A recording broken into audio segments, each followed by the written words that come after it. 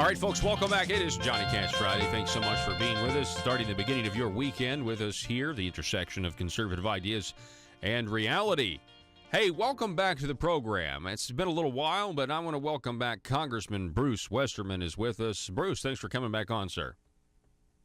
Hey, Paul, great to be on with you. Good to start the morning off with a little toe-tapping music from a guy born in the 4th District of Arkansas. That's exactly right. Now, Congressman Westerman, where are you right now? Are you in D.C.? Are you at home? What's going on with you? I am at my home in Hot Springs. I got here about 12:30 this morning, so all right. It's great to be home. Okay, well, good. I'm glad that you're back. All right, so talk to us a little bit about what's going on in Washington, D.C. Now, let me start first here, because I'll highlight this press release that I saw back on March the 6th that came out of your office. It has to do with a bill that you're working on called the FLIP Act, and it has to do with National Park Services and some sort of backlog that's going on. What can you tell us about that? Yeah, Paul, that's a bill that I've been working on for over a year, gathering information and trying to understand the situation better and come up with the correct language for the bill. I was glad to file that.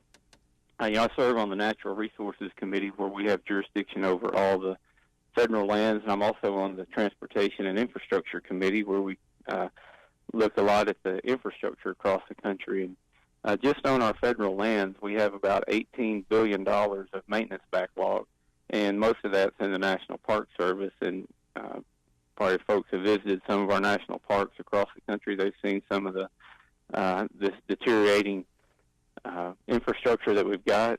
A lot of it's in roads, but a lot of it's in things that you can't see, like sewage systems and water treatment systems that are there in the parks. So, I thought I could help with this overall maintenance issue across the country by coming up with a creative way to help fix the maintenance on our federal lands. And the further I got into it, we've got this fund out there called the Land and Water Conservation Fund. It was set up in the 1960s. It takes part of the royalty off of energy production offshore. And what the immediately previous administration used it a lot for was to acquire new federal land. So that makes absolutely no sense to me that we've got all this land across the country, has a huge maintenance backlog, and we were using money to acquire new land instead of take care of the land we got. So basically what my bill does, it's called the Federal Lands Infrastructure Partnership Act, is it takes money from the Land and Water Conservation Fund and gets it back to what I think more of its original purpose was, to send money to the states to work on keeping up the properties that we've got. And it also would set up a way to study offshore energy production to make it safer and more efficient in the future. So you've got a self-perpetuating way to take care of maintenance on federal land.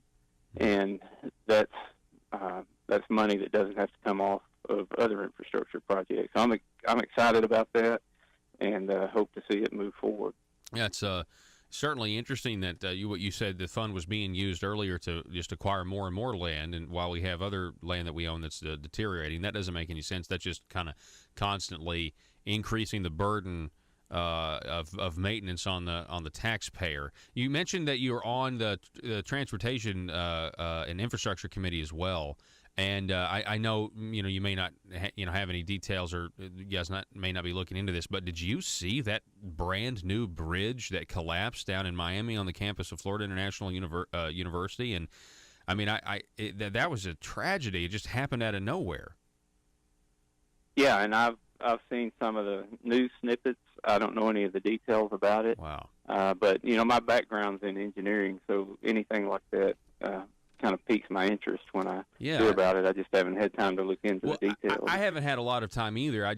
What was interesting to me was, it had just been put up, and a few days earlier, some of the construction companies, I guess, that, had been contracted to do it, they had photos of the bridge and had tweeted how great they were, how honored they were, what a good job they did of this and supporting this structure and that structure. Of course, they went and deleted those tweets after the bridge collapsed, and I think we now have at least 4 people who have been tragically, crushed to death. And so I saw where the death count was up to 6 on it, but that is a real tragedy. I didn't realize it was a new construction. So yeah, but we've got a lot of old crumbling infrastructure that's in danger of that happening as well that we need to take care of. When we look at our federal land, the U.S. government owns about 1/3 of the country, and that's more than the British government owns of the United Kingdom, to put that in perspective, with a much larger land mass. Now, there's still some instances where you might have an inholding in federal land, where you could use Land and Water Conservation Fund to square up a boundary or to make a trade with federal land that's in an inholding somewhere else. We still have provisions in there to be able to do that, but most of that money in the Land and Water Conservation Fund would be directed towards taking care of what we've got instead of acquiring new assets. Yeah, well, there's also things like in Hot Springs, which is a national park. You've got the bathhouses there that are a drain on the maintenance backlog, but the national park in Hot Springs has started leasing those bathhouses out. There's a brewery in one of them. There's going to be a boutique hotel. So when you do that with the private sector, you're taking it off of the maintenance backlog of the Park Service, and somebody else is coming in and taking care of the maintenance and keeping the structure up, plus generating a little bit of income. So we need to do more stuff like that as well. Yeah, that's a good idea, anytime you're going from federal ownership to more private ownership. I think that's good. A lot of people are uncomfortable with the amount of land that the federal government owns. But I mean, if we do own it, you gotta fund it, I guess, at some point and try to take care of stuff. But I do agree, it's certainly a good idea not to keep buying more land if we can't take care of the land we already have. That doesn't make any sense. No normal person would run their household that way. We're talking with Congressman Bruce Westerman. Go ahead, sir. Well, another area that I do a lot of work in is forestry. I'm the only forester in Congress, and a lot of those issues come my way. The federal government owns 192 million acres of timberland, and you would think if you own that much timberland, it would be of great wealth. But with all the recreation fees, the timber harvest off of it, it generates less than 3% what it costs the federal government to own that land. So we can do better than that. There was a time in this country when the federal forests paid their own way, and not only are they not paying their own way, they're becoming less healthy and subject to wildfire, which costs even more money to go put the fire out. So there's some things that are upside down in the thinking and execution on how we manage this federal land. Yeah, definitely. We're talking with Congressman Bruce Westerman. He's from District 4. So, Congressman, let's talk about the tax cuts that you voted for. More money in people's pockets. It's starting to actually really show up now. I think people are realizing how good tax cuts are for their own personal budget, but also the economy in general. So what can you tell us about the tax cuts? Well, I can say what we're seeing now is just the tip of the iceberg. And we saw the immediate benefits in February when people started seeing more take-home pay because of the lower rates. And we also saw before that all these companies giving bonuses and increasing hourly wages, but the count right now is over 4 million people. They received over $4 billion in benefits just from companies that are sharing their wealth with their employees. And we're going to see even more of that with things that weren't even expected, like with Entergy, which is regulated by the Public Service Commission. Because of the tax cut, their profits are going to be higher, so they're going to be sending millions of dollars back to the ratepayers in Arkansas. So you'll see lower electric bills because of the tax cut. But I was talking to a gentleman yesterday who has a lot of manufacturing in the 4th District, and he said that the best thing in the tax bill was a rapid depreciation schedule that we put in there that most people probably wouldn't even think about that. But when you're making a big capital investment in a business, if you can write that investment off quicker instead of having to have a long depreciation schedule, it's a big incentive to go ahead and make those investments. So when manufacturers are buying new equipment and expanding their operations, when they buy that equipment, there's somebody making that equipment somewhere that's increasing their workload. So it's a real domino effect when you start doing stuff like that. Mm-hmm. And as time goes forward, we'll see more and more benefits from the tax code. And the Democrats are still out there saying it's crumbs and it's a bad deal. And I'll just let them keep on saying that, because I know the people that I'm talking to, everything from school teachers to factory workers to people working in retail, who are seeing more money on their paychecks and are happy about what we did. Yeah. I think you're right about that. And even if you look at that Pennsylvania race where the Democrat squeaked out a win there, I mean, he had to run on really, I think right-leaning issues. Yeah, he had to basically convince them that he was, basically a Democrat that believed in Republican policy. If you go look at what he was campaigning on.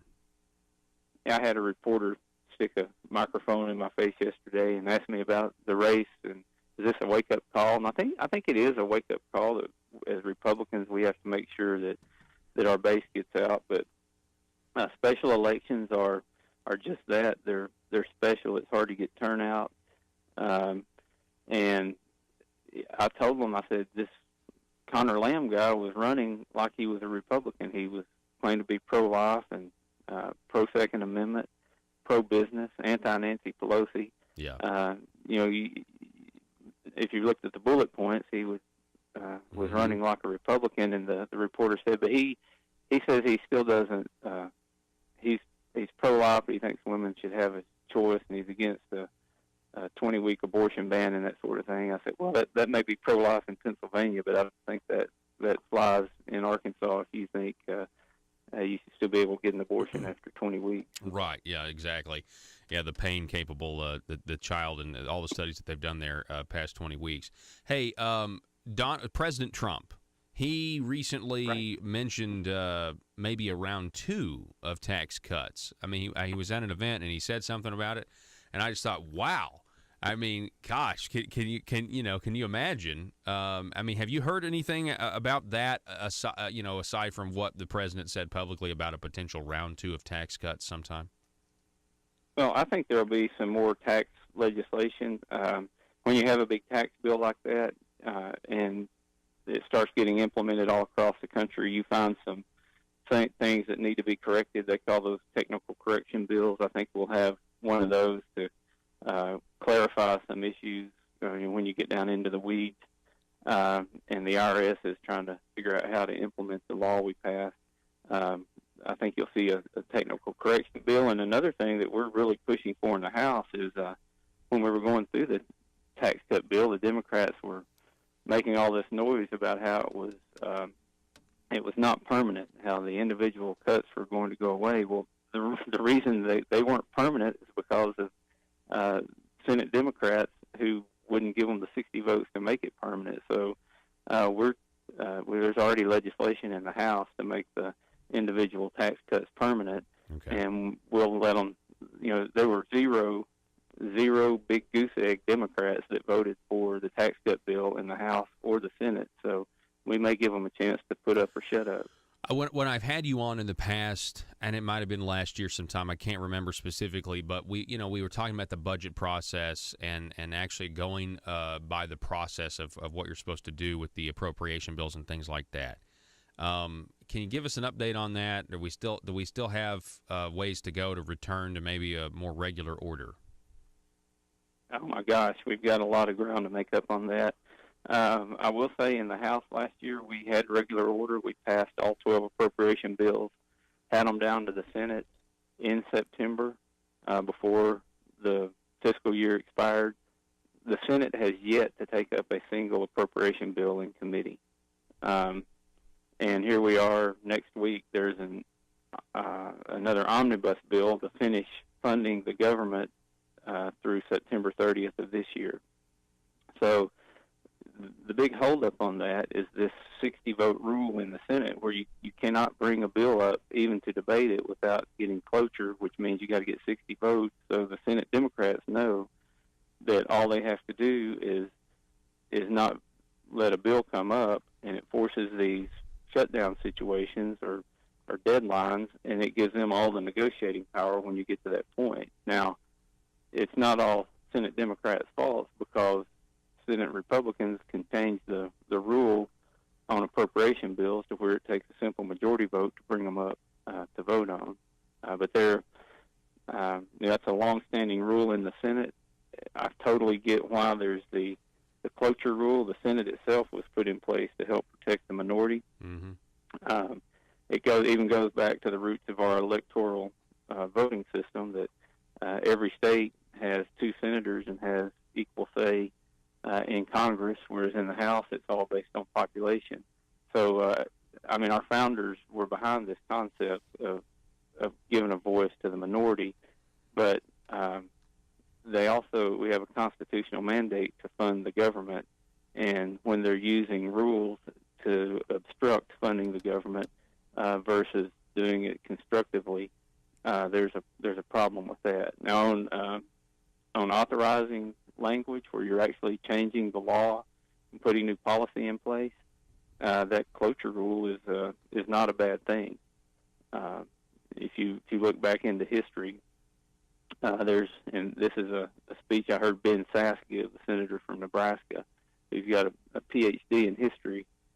He said that there were 3 times when one party had the majority in the House, a filibuster-proof vote in the Senate, and the president. He said that was when we got the New Deal with Franklin Roosevelt and the Democratic House and the Democratic Senate, when we got the Great Society with Lyndon Johnson with the Democratic House and the Democratic Senate, and when we got Obamacare with Nancy Pelosi and Harry Reid. So he makes a strong case for why the filibuster rule is important, but all of those were policy issues. They weren't funding issues, but they greatly affected our funding and debt in the long run. Congressman Bruce Westerman, I appreciate you coming on the program, sir, and starting your weekend with us, and I hope you have a good one. Yeah, well, it's good to be back in Arkansas, and always good to visit with you, Paul, and I understand you're have got a bigger and broader audience now, so congratulations on that. Hey, I appreciate that. Yeah, we do. We're thankful for the folks who are listening, and we're happy to be a medium for you to talk to the people anytime. Well, my pleasure. You have a blessed day. All righty, you too. Congressman Bruce Westerman, everybody. It's Johnny Cash Friday, back in just a moment.